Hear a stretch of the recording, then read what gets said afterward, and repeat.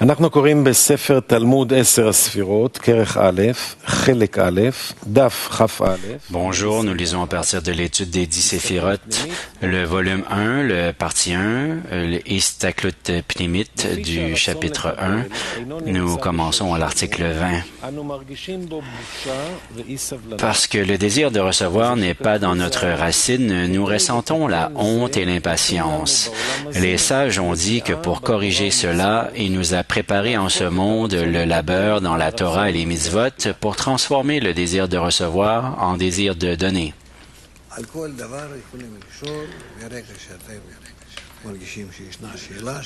Vous pouvez poser des questions sur n'importe quoi, dit Rav, à partir du moment où vous sentez qu'il y a une question qui pourrait nous aider tous, posez-la. Alors, répétez encore l'entête de l'article 20. Parce que le désir de recevoir n'est pas dans notre racine, nous ressentons la honte et l'impatience. Les sages ont dit que pour corriger cela, il nous a préparé en ce monde le labeur dans la Torah et les mitzvot pour transformer le désir de recevoir en désir de donner. 20. Allez-y, dit Rav. Il est clair relativement ce qui précède que toutes les formes qui nous viennent indirectement du Créateur sont contraires à notre nature et difficiles à soutenir.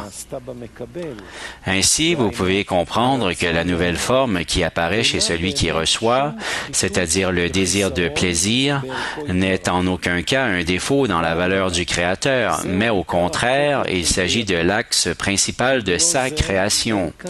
Sans cela, il n'y aurait pas eu de création du tout. Celui qui reçoit, qui porte cette forme, ressent la difficulté de la supporter de lui-même, parce que cette forme n'existe pas dans sa racine. Ainsi, on peut comprendre la réponse des sages que ce monde est créé parce que celui qui mange ce qui n'est pas à lui a peur de regarder en face. Vous comprenez, demande Rav? Peut-être que tu devrais relire. Il est clair, relativement à ce qui précède, que toutes les formes qui nous viennent indirectement du Créateur sont contraires à notre nature et difficiles à soutenir. Ainsi, vous pouvez comprendre que la nouvelle forme qui apparaît chez celui qui reçoit, c'est-à-dire le désir de plaisir, n'est en aucun cas un défaut dans la valeur du Créateur. Mais au contraire, il s'agit de l'axe principal de sa création. Sans cela, il n'y aurait pas eu de création du tout.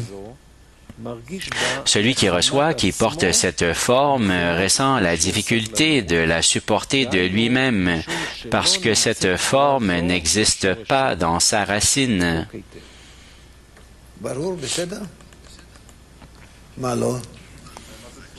Est-ce que ça va? C'est clair? Qu'est-ce qui ne l'est pas? Demande Rav. Alors je vais vous l'expliquer.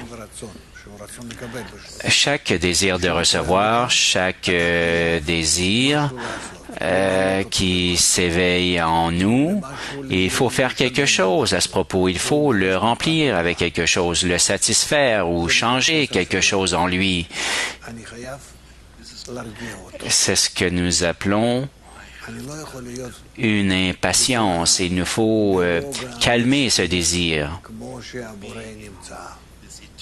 Je ne peux pas être dans cette tranquillité infinie comme le Créateur, mais en moi, quand le désir de recevoir s'éveille, ça me secoue, ça m'envoie dans toutes les directions jusqu'à ce que je le satisfasse.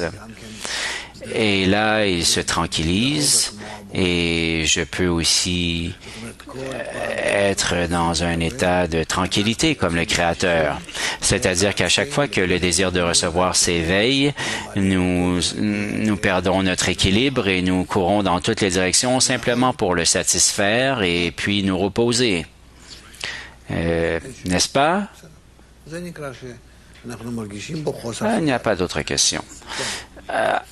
Alors, c'est considéré que nous ressentons l'impatience. Pourquoi il est écrit que le désir de recevoir ne vient pas de la racine, que c'est la racine, non? Notre racine est le Créateur, parce que dans le Créateur, il n'y a pas de désir de recevoir, mais seulement le désir de donner. C'est pourquoi lorsque le désir de recevoir s'éveille en nous, nous ressentons une poussée vers le mouvement pour le ressentir, pour le calmer et puis nous tranquilliser. Et tout cela parce que ce n'est pas dans le Créateur. Alors il s'avère que jusqu'à ce que nous en venions à cette forme comme le Créateur, il nous manque de mouvement et constamment nous voulons nous changer nous-mêmes.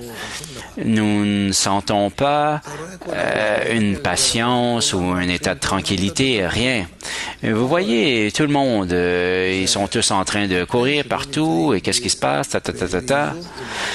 C'est parce que nous ne sommes pas en équilibre avec le Créateur, en équivalence de forme, dans un état de tranquillité. Et c'est pourquoi nous sommes dans le mouvement et qu'il nous manque du repos. Nous ne connaissons pas le repos. C'est-à-dire que nous courons après la nourriture, le sexe, la famille, les honneurs, l'argent, et c'est comme ça pour des tonnes de gens. Mais c'est que nous tous ensemble, nous sommes dans ce mouvement en raison d'un manque d'équivalence de forme avec le Créateur. Et c'est ça la raison. Et il y a l'existence à partir de l'absence, mais de quelle existence à partir de l'absence tu parles? Mais ça, est-ce que c'est la racine?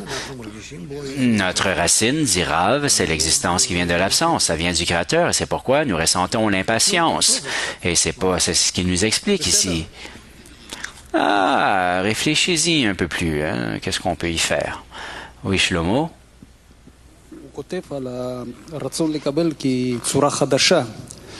Il écrit à propos du désir de recevoir comme si c'était une nouvelle forme, Tzura. Mais qu'est-ce qu'il y avait auparavant? Il y avait l'équivalence de forme avec la lumière. Est-ce que la créature s'en réjouissait, le Kli, dans cet état? Le désir de recevoir était en équivalence avec la lumière et suivant l'équivalence de forme, et il était au repos comme la lumière, dit Rav, à l'état de repos absolu. Et là, lorsque l'acte de la brisure est arrivé et qu'il s'est distancé de la lumière, dans la mesure où il s'est éloigné de la lumière, il a ressenti l'impatience, un manque de repos lorsqu'il a essayé de se compléter dans l'action et le mouvement. Alors, tu dis que le nouveau désir de recevoir, il veut toujours du plaisir. Oui. Alors, c'est une nouvelle forme. Qu'est-ce qu'il y avait avant ce repos complet? C'était aussi le désir de se réjouir. Et de quoi se réjouissait-il? Mais ça, c'était avant la brisure, dit Rav. Il se réjouissait d'être incorporé dans la forme du don. La forme du don est dans le Créateur et par conséquent, il était à l'état de repos. Mais il n'y avait pas de conscience, il n'est pas d'adhésion véritable, qu'une conscience. Là, ce n'est pas important. Il est en équivalence et c'est tout. Et peu importe que tu sois une mouche ou un homme ou quoi que ce soit, tu t'identifies avec le Créateur et peu importe de quelle façon. Et dans cette mesure, tu ressens le repos. Et qu'y a-t-il avec toi, là? Ah, mais c'est une façon naturelle, non? Qui s'éveille chez une personne, et là, elle doit courir pour se satisfaire. Mais il nous dit ici que c'est une loi, dit Rav, la loi de l'équivalence de forme. Si nous ne sommes pas en équivalence, pas une équivalence de désir, mais de forme, parce que le désir, lui, je n'aurais jamais la possibilité d'avoir un désir de donner, sinon avec l'intention d'avoir la forme du don. Et dans cet état, je serai comme le Créateur au repos. Mais que me faut-il faire si quelqu'un, il y a ces désirs qui s'éveillent et là, on ne peut pas avoir de repos? Mais il nous faut comprendre d'où ça vient, dit Rav. Et ça vient en raison d'une disparité de forme avec le Créateur. Alors essaie, dans toutes les actions que tu fais, de t'amener à l'équivalence. Et ça se fait à travers la dizaine, à travers les études.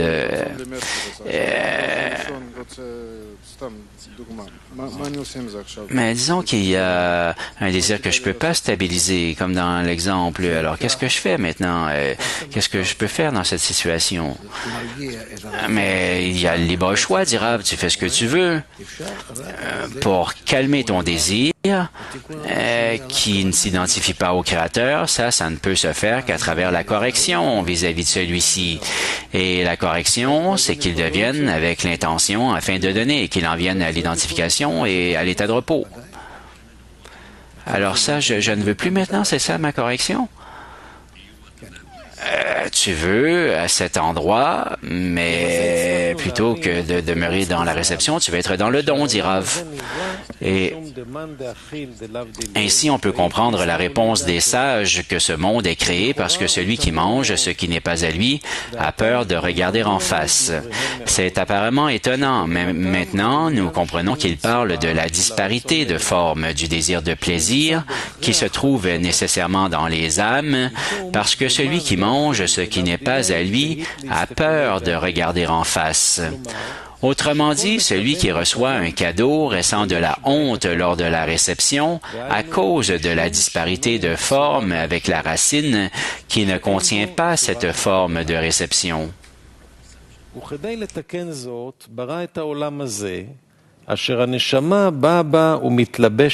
Donc, afin de corriger cela, il créa ce monde où l'âme se revêt dans le corps et grâce à l'engagement dans la Torah et les mitzvot, dans le but de faire plaisir au Créateur, les récipients de réception de l'âme s'inversent en récipients de dons. C'est-à-dire que pour sa part, elle n'aspire pas à l'abondance, mais elle la reçoit dans le but de faire plaisir au Créateur, qui veut que les âmes jouissent de son abondance. Du fait qu'elle soit lavée de tout désir de recevoir pour elle-même, l'âme n'a plus peur de regarder en face, et ainsi se révèle la perfection de la créature, la nécessité et le besoin du long enchaînement jusqu'à ce monde, que ce grand travail de transformation de la forme de réception en forme de don ne peut se faire que dans ce monde-ci, seront expliqués plus loin.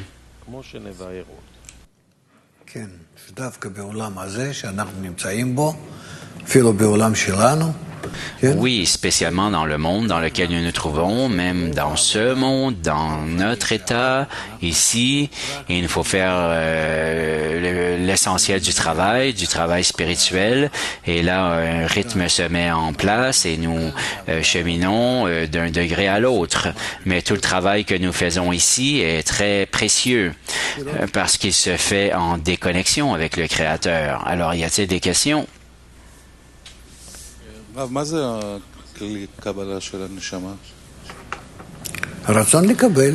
Rav, c'est quoi ce récipient de réception-là? Le désir de recevoir avec l'intention afin de donner. Alors, ce n'est pas le corps du Ratson en général dont nous parlons, mais que veux-tu dire par le corps? Mais un désir. Mais aussi, qu'est-ce que tu demandes? Moi, j'ai dit désir. Mais à propos de l'âme? Alors, de la neshama, de l'âme. Alors, qu'est-ce que l'âme? L'âme, c'est le désir de recevoir qui est corrigé avec l'intention afin de donner. Et c'est ce que nous appelons une neshama, une âme. Le désir de recevoir lui-même est le corps, et la correction qui s'effectue sur lui est afin de donner. Et par conséquent, tout ensemble, ce désir s'appelle neshama. Et pourquoi est-ce que nous l'appelons neshama?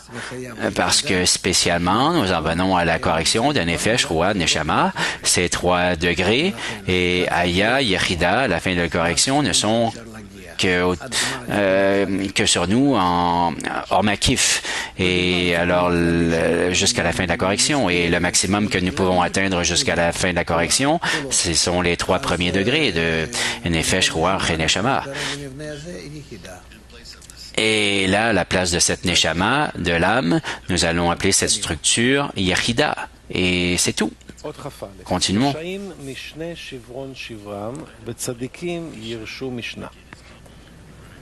Article 21. La destruction des méchants est double et les justes hériteront du double. Viens et vois que les méchants, leur destruction est double, car ils tiennent la corde par les deux extrémités. Ce monde a été créé avec un manque et un vide de toute abondance. Et pour acquérir des possessions, on a besoin de mouvements. Et on sait que la multiplication des mouvements est pénible pour l'homme, car cela ne provient pas directement de l'essence du Créateur. Cependant, demeurer dépourvu de possessions et de biens est également impossible, car cela aussi est opposé à la racine étant remplie de biens.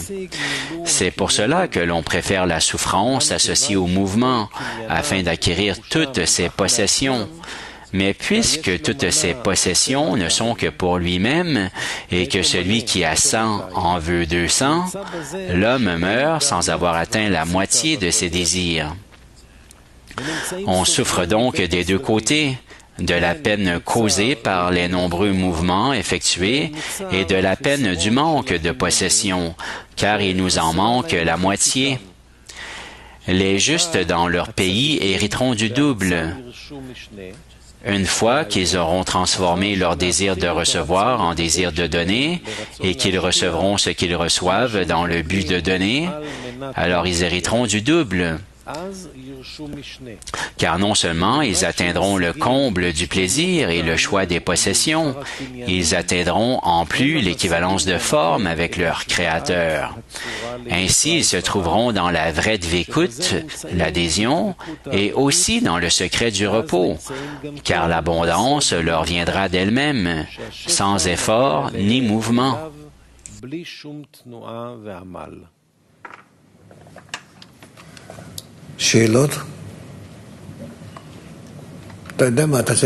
Des questions, demande Rav? Vous savez, oui, il te faudra lire 2 fois, est-ce que je peux voir, sinon ça ne sera pas absorbé. Alors, s'il vous plaît, prêtez attention.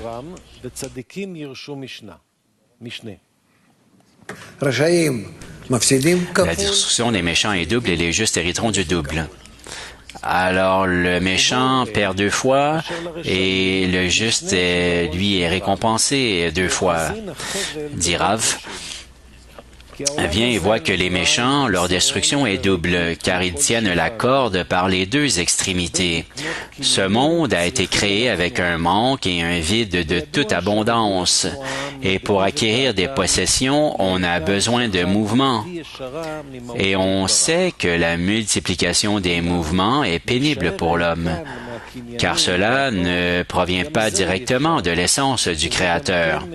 Cependant, demeurer dépourvu de possessions et de biens est également impossible, car cela aussi est opposé à la racine étant remplie de biens. C'est pour cela que l'on préfère la souffrance associée au mouvement, afin d'acquérir toutes ses possessions. Mais puisque toutes ces possessions ne sont que pour lui-même, et que celui qui a 100 en veut 200, l'homme meurt sans avoir atteint la moitié de ses désirs. On souffre donc des deux côtés, de la peine causée par les nombreux mouvements effectués et de la peine du manque de possession, car il nous en manque la moitié. Les justes dans leur pays hériteront du double, une fois qu'ils auront transformé leur désir de recevoir en désir de donner et qu'ils recevront ce qu'ils reçoivent dans le but de donner, alors ils hériteront du double. Car non seulement ils atteindront le comble du plaisir et le choix des possessions, ils atteindront en plus l'équivalence de forme avec leur Créateur. Ainsi, ils se trouveront dans la vraie dvékut et aussi dans le secret du repos, car l'abondance leur viendra d'elle-même, sans effort ni mouvement.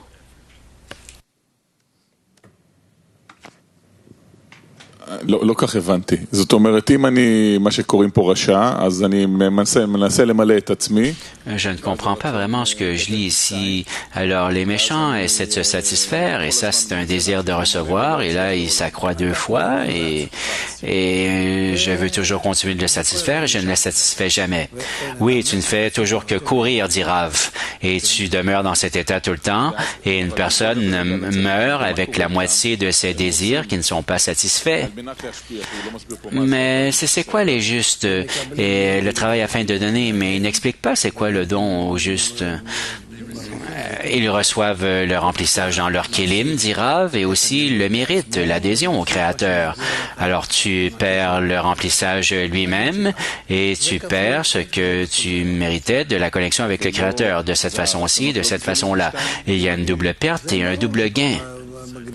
Mais le désir, lui, il ne s'accroît pas du double. Mais c'est clair que le désir s'accroît toujours. Mais aussi, chez les désirs, les justes aussi, le désir s'accroît. Les justes et les méchants, ça peut être la même personne, une fois dans cette forme et une fois dans cette forme-là.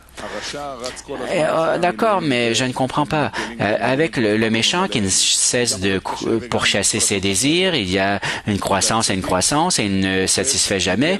Il y a une croissance et il y a toujours un manque qui croît aussi. Et le juste, lui, en arrive à l'équivalence de forme et son désir aussi croît et il continue de travailler lui aussi. Mais il est récompensé à chaque fois, dit Rav. Et le fait qu'il perd deux fois et qu'il perd deux fois. Qu'il perd et gagne deux fois. Et tu demandes si le désir change. Mais bien sûr que le désir, il change tout le temps, sans cesse et de plus en plus. Et alors quoi? Mais pourquoi est-ce que l'héritage, c'est la récompense du juste qui est double et le méchant, lui, et pourquoi le juste... mais à la fois, ceci est double et ceci est double. Un double gain et une double perte, dit Rav. Ah, pense-y.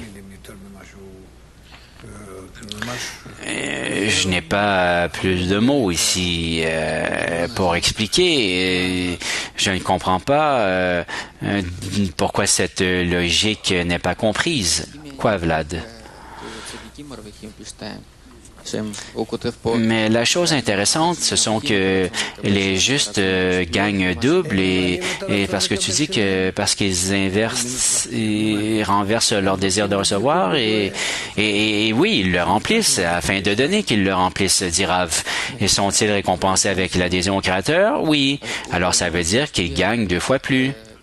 Oui, mais comment est-ce qu'ils arrivent avec le désir de donner et le désir de recevoir aussi se change en désir de donner? Est-ce qu'ils reçoivent devient afin de donner et tout pour donner au Créateur? Oui, dit Rav. Alors tout leur plaisir vient du Créateur, pour le Créateur? Oui, dit Rav. Et ça, je peux te l'expliquer. Lorsque tu donnes au Créateur, tu as du plaisir et tu es rempli avec ce plaisir et du plaisir que tu remplis le Créateur. Mais comment est-ce que ça ne se transforme pas en désir de recevoir ce plaisir? Mais ça vient de la lumière supérieure qu'on reçoit et qu'on arrange nos kélim d'une telle façon. Et tout ça vient de la lumière. Alors le juste, lui, il hérite et c'est pas comme le reste des gens qui reçoivent du Créateur. Et oui, dit Rav. Alors continuons.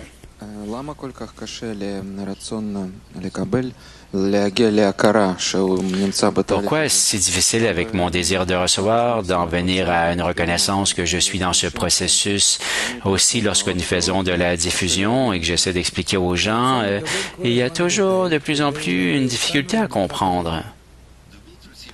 Le désir de recevoir croît constamment pour nous mener au but de la création, dit Rav. Et il revient à nous de faire la correction, mais le fait que le désir de recevoir ne fait que croître tout le temps, il n'y a pas de question à ce propos. Ça, c'est ce que nous appelons en son temps, béto, qui ne fait que croître et croître. C'est comme une horloge ou un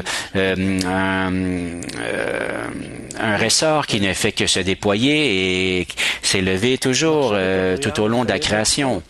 Alors, continuons avec le chapitre 5. La pensée de la création force chaque chose dans la réalité à sortir l'une de l'autre, jusqu'à la réparation finale. 22. Maintenant, on peut comprendre dans une certaine mesure la puissance de la particularité du Créateur, que ses pensées ne sont pas les nôtres, etc. La multiplicité de formes et de concepts que nous percevons dans toute la réalité qui est face à nous, tout cela s'unit chez le Créateur en une seule et même pensée, la pensée de la création qui est de faire plaisir à ses créatures. Cette pensée unique entoure toute la réalité en unité absolue jusqu'à la réparation finale, car elle est là tout le but de la création. Elle est l'opératrice, la force qui agit, car ce qui n'est que pensée chez le Créateur est une loi obligatoire pour les créatures, et du fait qu'il a pensé à nous faire plaisir, il s'est éveillé obligatoirement en nous le désir de recevoir sa bonne abondance.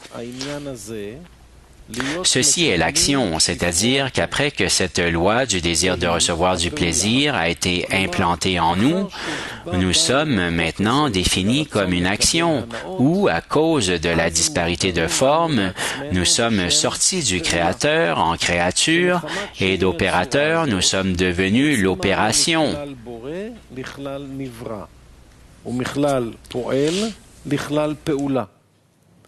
והיא היגיעה והעבודה שמחמת כוח הפועל בנפעל, כנ"ל, מתגברת והולכת כמות חשק הקבלה. Ça, c'est l'effort et le travail, car à cause de cette force qui agit comme susmentionné, le désir de recevoir s'accroît en nous suivant la descente des mondes, jusqu'au corps séparé dans ce monde-ci, dont la forme est à l'inverse de la vie des vies, et qui n'est pas capable de donner à l'extérieur de lui-même ce désir amenant la mort au corps et toutes sortes de tourments et d'efforts à l'âme.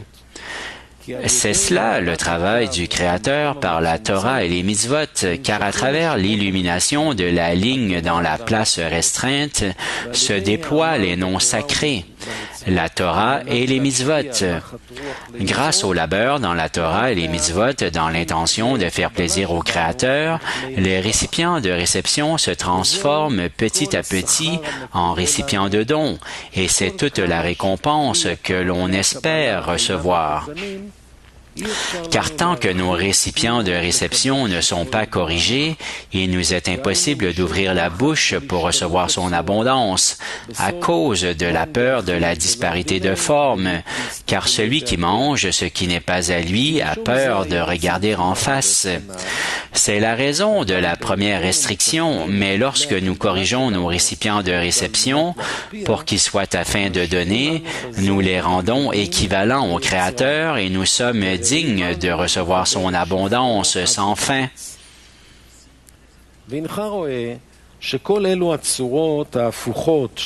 Vous pouvez voir que toutes ces formes opposées dans toute cette création devant nous, c'est-à-dire les formes de l'acteur et l'objet de l'action, les formes de corruption et de correction, les formes du travail et de sa récompense, etc., tout cela est inclus dans la seule pensée du Créateur, en toute simplicité, c'est-à-dire de faire plaisir à ses créatures, ni plus ni moins.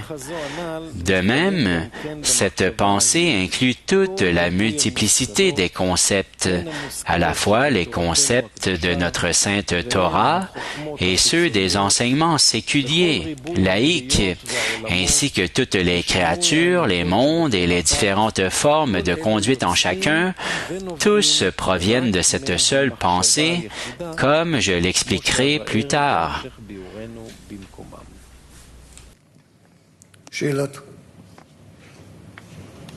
Des questions, demande Rav?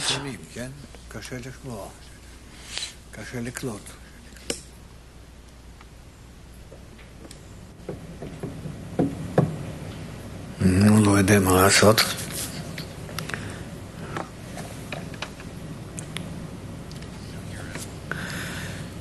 Je sais pas quoi trop faire à ce sujet, dit Rav. La pensée de la création. Disons qu'il y a un programme, un plan, une formule où tout est inscrit. Et il n'y a rien qui manque. Parce que chaque personne, nous tous ensemble, suivant cet état, le temps, les actions, peu importe de quoi il s'agit, tout est écrit jusqu'au dernier détail. Et il n'y a pas de personne qui ne bouge un doigt en bas sans qu'il y ait une force en haut, un ange qui le batte et pour lui dire de croître. Alors, et c'est impossible de faire autrement. C'est comme ça que nous sommes opérés parce que nous sommes complètement le désir de recevoir et par conséquent, je suis opéré par la lumière d'une façon nécessaire. Et lorsque j'acquiers le désir de donner, maintenant je suis opéré nécessairement par le désir de donner, mais il est à moi. Et dans la mesure où je fais pour moi-même une similitude avec le Créateur, alors là, je prends sur moi de me gérer moi-même.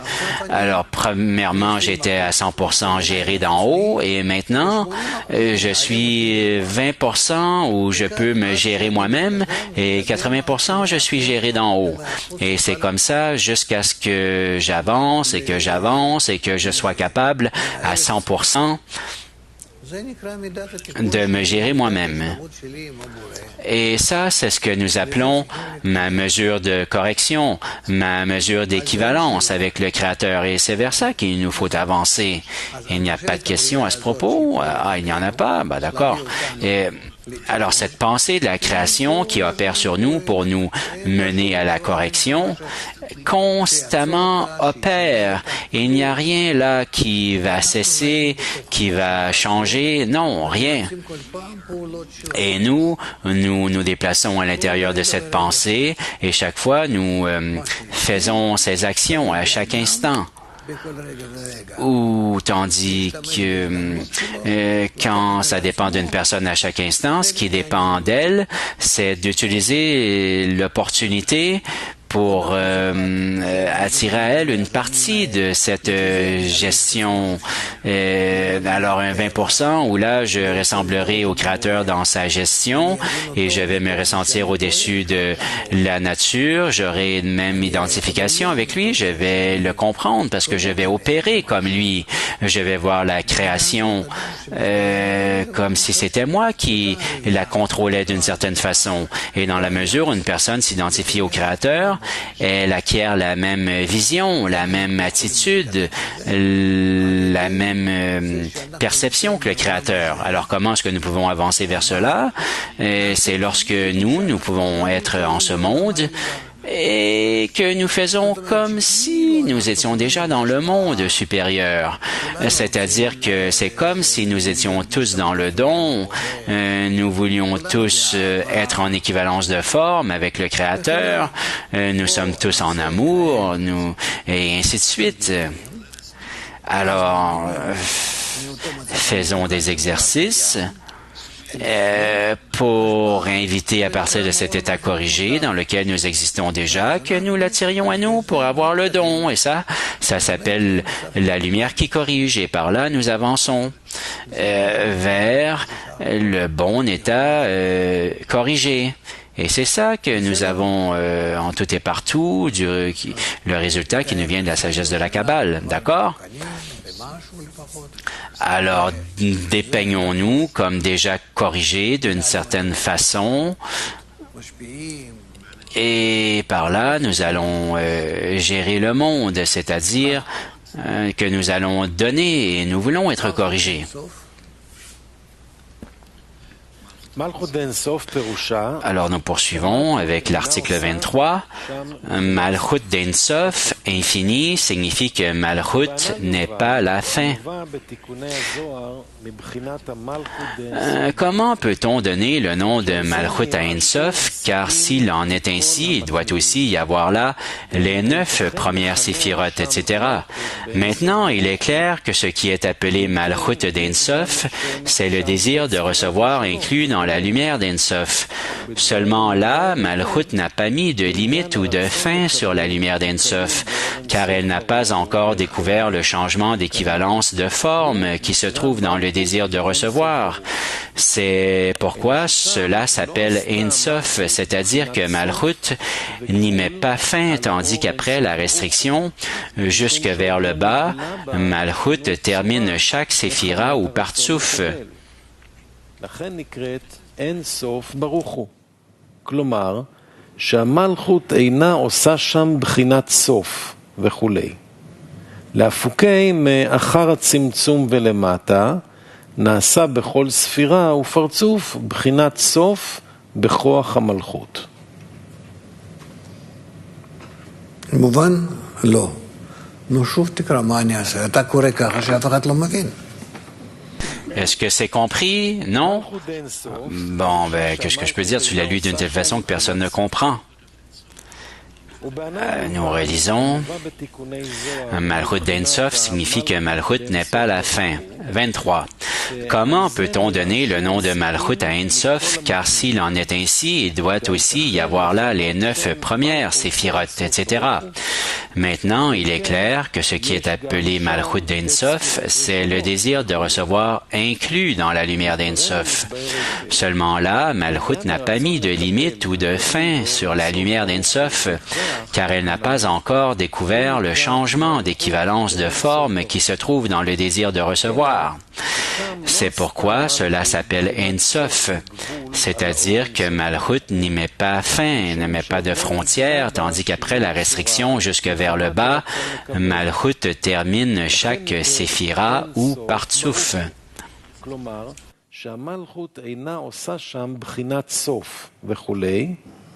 להפוקי מאחר הצמצום ולמטה, נעשה בכל ספירה ופרצוף בחינת סוף בכוח המלכות. בקיצור, יש רצון לקבל ואין סוף, אבל הוא לא עושה סוף. En bref, il y a désir de recevoir dans Ein Sof, mais il n'y a pas de fin à lui. Et par conséquent, c'est appelé Malchut d'Ein Sof. Et c'est toujours une Malchut qui n'a pas de fin. Ça viendra plus tard. Nous passons maintenant au chapitre 6. Il est impossible que le désir de recevoir se dévoile dans une essence, si ce n'est dans 4 prinotes, qui sont le sens des 4 lettres Havaya. 24. Comprenons bien la question de la fin qui réfère à Malchut. Expliquons d'abord ce qu'ont dit les kabbalistes. Il n'y a ni grande ni petite lumière dans les mondes supérieurs ou inférieurs qui ne soit arrangée selon l'ordre du nom à 4 lettres, Havaya. Cela est conforme à la règle qu'il n'y a pas une lumière dans les mondes qui ne soit revêtue dans un récipient. Parce que sinon, il ne serait pas révélé aux inférieurs si ça ne passait pas par ces 4 phases de développement, précise Rav. J'ai déjà expliqué la différence entre Atzmuto, son essence divine, et la lumière qui se propage à partir de lui. Elle n'est due qu'au désir de plaisir inclus dans sa lumière qui se propage, qui est en disparité de forme par rapport à son essence divine qui n'a certainement pas ce désir. Cette lumière qui se propage est définie comme Netzal, émanée, car à cause de cette disparité de forme, la lumière sort de l'émanateur et devient émanée. On explique aussi que le désir de plaisir inclus dans sa lumière est aussi la mesure de la grandeur de cette lumière. Et c'est appelé l'endroit de la lumière qui reçoit l'abondance de l'émanateur, selon la mesure de son désir et son envie de recevoir, ni plus ni moins.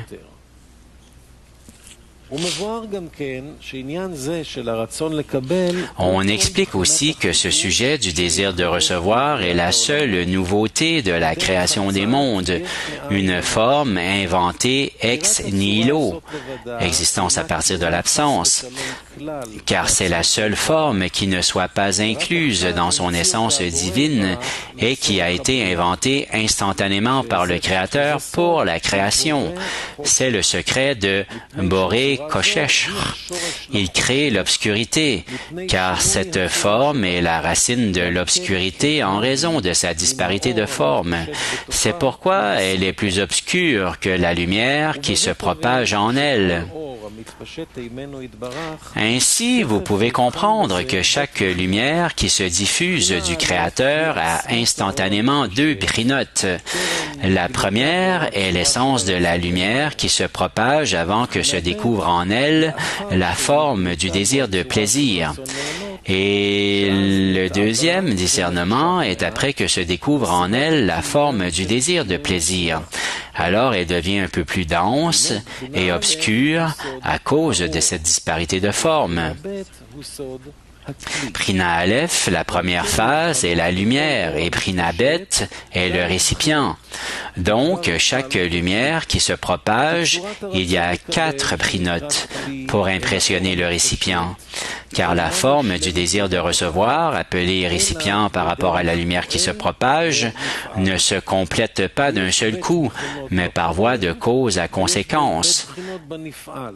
Il y a 2 brinotes dans celui qui agit et 2 brinotes dans celui qui subit l'action. Elles s'appellent potentiel et action dans celui qui agit et potentiel et action dans celui qui subit l'action. Ce sont les 4 brinotes. Alors, l'opérateur est Prina Aleph et Gimel, et l'opéré est Prinat Bet et Dalet. Il y a des questions?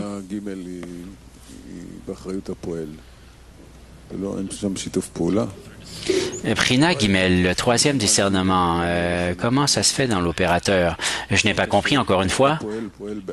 Prina Gimel, la 3e Prina, tu dis que l'opérateur œuvre dans Prina Gimel. Oui, Rav. Parce que la lumière opère dans l'opérateur opère dans Aleph et Gimel et l'opéré régit dans Bet et Dalet. Alors, il n'y a pas de cli dans Aleph et Gimel. Le cli, généralement parlant, il est dans Dalet, dit Rav, mais il se révèle à la fois dans Bet et Dalet. Dans Prina Gimel, le récipient n'est pas révélé, seulement la lumière. Et certainement que la lumière se révèle dans le cli, mais le cli n'est pas ce qui opère. Aussi, dans Prina Aleph, ils sont à la fois mâles et Bet et Dalet sont femelles. Alors, continuons.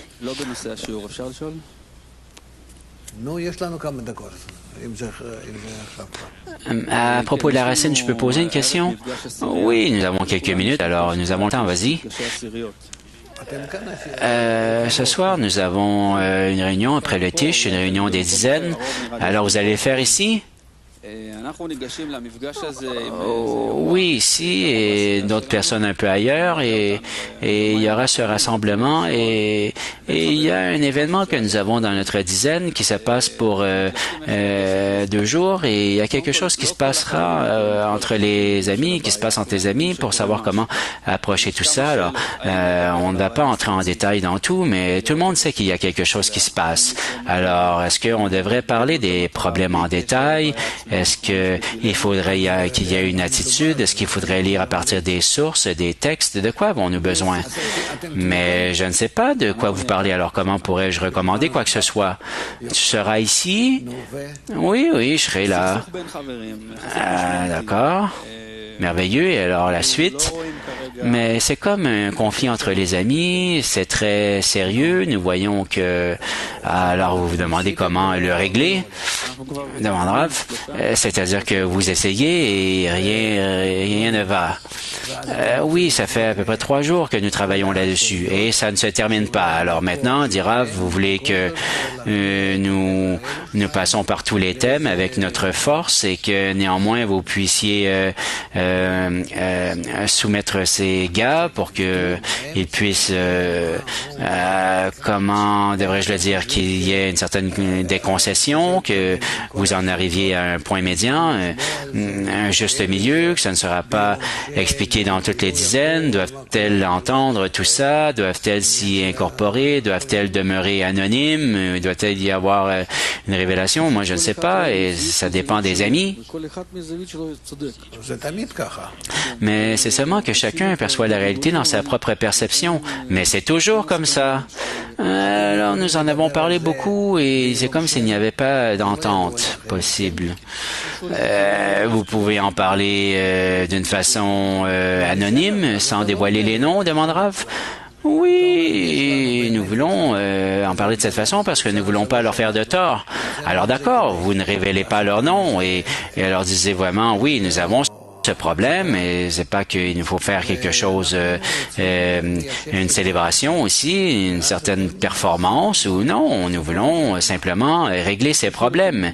Et alors, vous leur en avez parlé ou quoi? Oui, nous leur avons demandé, ils sont d'accord que nous réglions le problème. Mais alors maintenant, clarifier de cette façon, qu'est-ce que tu me demandes maintenant?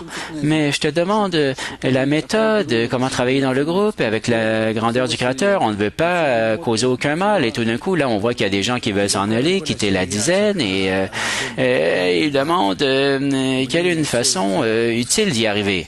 Alors, premièrement, vous devez savoir que la dizaine elle-même doit en parler et si tout le monde est d'accord, soit d'une façon anonyme ou qu'ils le font à l'unanimité ou là vous le faites d'une façon révélée. Il faut être assuré que tout ça va toucher, se répandre vers l'extérieur mais il faut voir que se demander si ça en vaut la peine, si nous sommes suffisamment forts. Moi, je n'exagère pas. Êtes-vous suffisamment fort pour faire de telles actions? Mais ce n'est pas clair que partager avec tout le monde, c'est ça qu'il nous faut faire. Mais le contenu de nos réunions, qu'est-ce qu'il faut faire dans ces réunions? Tout le monde est là et là, nous parlons, il y a des problèmes qui se problèment et tout le monde connaît les détails des problèmes. Alors tout le monde dans la dizaine, tu veux dire? Oui, disons, tout le monde qui en discute dans leur dizaine. Alors maintenant, il faut que tu y ailles et que tu discutes et que tu essaies d'en arriver à une entente avec les amis et même de révéler tout ça à l'ensemble de la dizaine ou non. Mais tu les obliges à une certaine façon à s'ouvrir parce que ça cause du mal à la dizaine et la dizaine maintenant ne peut plus avancer. Alors, il vous faut régler le problème, mais seulement d'une façon que ça va se faire par une compréhension et l'entente et non pas par la coercition. Alors, disons que les amis sont prêts à s'ouvrir et à parler du problème, à l'aborder, mais oui, mais je comprends que oui, ça ne peut pas se faire nécessairement avec tout le monde, mais pas devant tout le monde, mais il faut voir que c'est comme ça que nous voyons dans la dizaine, mais qu'est-ce qu'il faut faire au juste? Je ne sais pas. Mais c'est quoi la correction? C'est quoi la bonne façon de le faire? Parce que ça ne cesse d'arriver tout le temps. Alors, c'est quoi la bonne façon de composer avec ça? La correction d'un tel état, c'est de s'élever au-dessus et d'être heureux de voir que ces problèmes viennent à nous et d'être heureux de voir que nous pouvons nous élever au-dessus, même s'il semble que ça nous dérange beaucoup. Mais il nous dérange pour que nous puissions nous élever au-dessus. Oui, mais ça, c'est l'atmosphère générale dans la dizaine. Les amis aussi doivent en arriver à cela. Mais certainement, toute la dizaine doit en arriver à un tel état. Et avec l'intégration entre vous, vous allez en venir à un état que ce qui arrive entre deux personnes dans le groupe arrive entre tout le monde dans le groupe. Et vous devez ressentir que ça arrive entre tout le monde et aussi entre vous et moi, et entre vous et lui, et entre chacun d'entre vous.